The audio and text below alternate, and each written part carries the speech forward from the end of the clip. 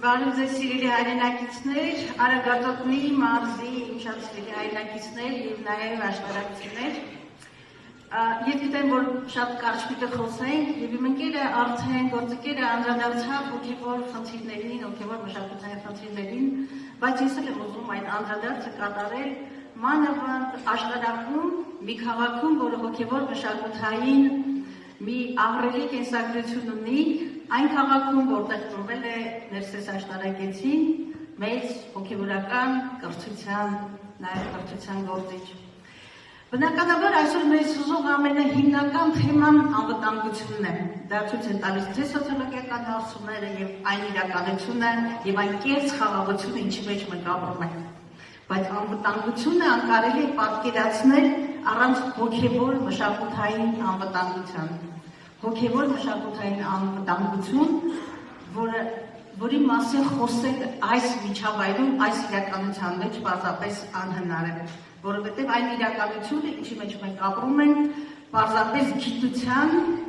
և մշակույթի գլխատում է։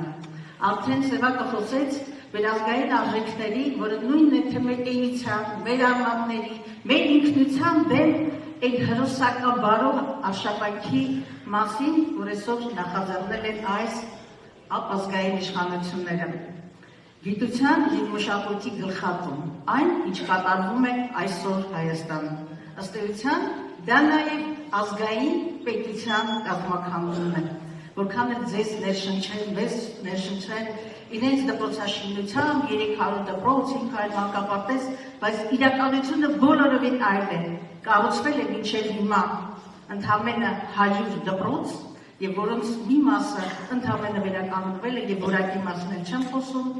Այսօր կանգնած ենք այն ողբերգական, ես կասեի, մեր ազգային անվտանգությանը սպառնացող մի իրականության առջև, և այս իշխանությունները նախատեսում են փակել շուրջ 230 դպրոցներ, որոնց 70%-ը սահմանամետ շրջաններում են, ես էլ չբացատրեմ, թե ինչ է նշանակում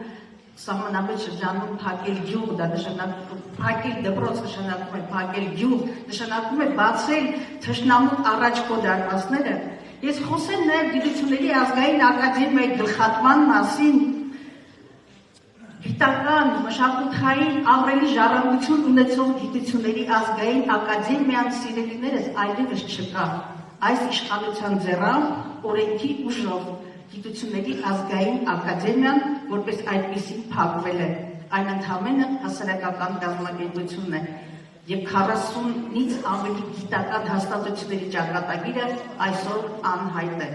Եթե սա թշնամու ձեռագիր չի, ապա ինչ է սա։ Ես Ռոբերտ Քոչարյանը պարոն նախագահ ինձ կների, բայց ուզում եմ այդ թիվը հրապարակել։ Հայաստանում անցնող անկախության տարիների ընթացքում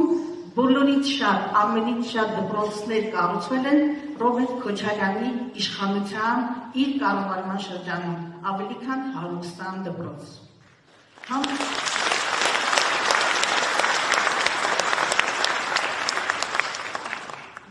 Ես կարող եմ շատ երկար խոսել, իսկ արդեն դուք գիտեք, որ մեր հոգևոր ժառանգության, մեր հոգևորի, մեր ինքնության պաշտպանությունը առհասարակ մեր խմբակցության, մեր քաղաքական ուժի, մեր դաշինքի ուղղակի էութենական, այսպես արժեքների հիմքում է,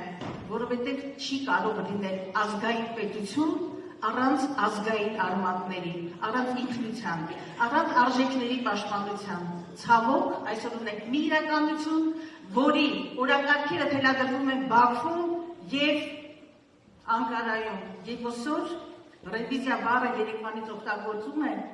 ինքը ռևիզիա է կատարում մեր պատմության նկատմամբ, մեր ինքնության նկատմամբ, մեր արմատների նկատմամբ, չորացնում է ազգային պետությունը։ Մենք կանգնել ենք նորից ոտքի ասելու ոչ, ձեզ չի հաջողվի։ Չի հաջողվի, որտեղ մենք բոլորս միասին տեր ենք կանգնելու, ոտքի ենք անելու ազգային պետությունը։ Մենք կարող ենք,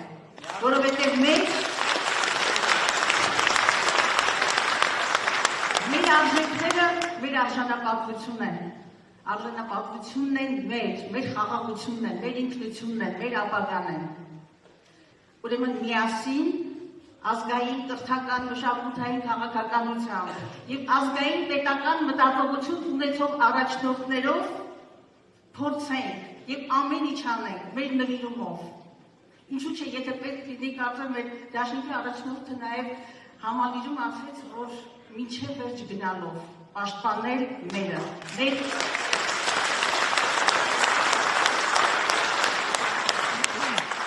մեր ազգային մենք գալիս ենք ազգային մտածողությամբ, ազգային իշխանությամբ, ազգային առաջնորդությամբ, ազգային արժեքներով պահպանելու, պաշտպանելու եւ առաջ տանելու իսկական Հայաստանի ապագան։ Եվ մենք կարող ենք միասին